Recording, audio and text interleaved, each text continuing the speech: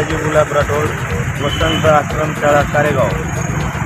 आज उपोषणाला 2 दिवस झाले, तरी जिल्हा परिषद, जिल्हा समाज कल्याण अधिकारी व त्यांचे सहाय्यक कोणी आजपर्यंत भेटायला आलेले नाही व माझ्या प्रस्तावावर कोणतीही कारवाई झालेली नाही।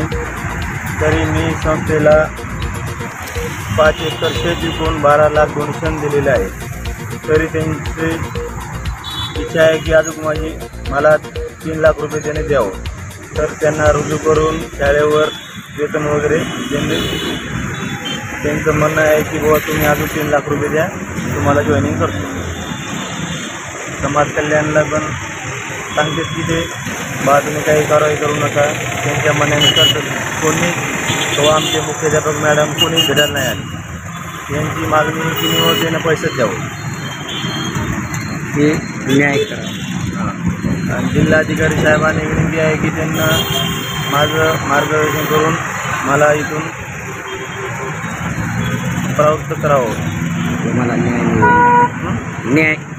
न्याय देऊन प्रवृत्त करावं। Subscribe now and press the bell icon. Never miss an update.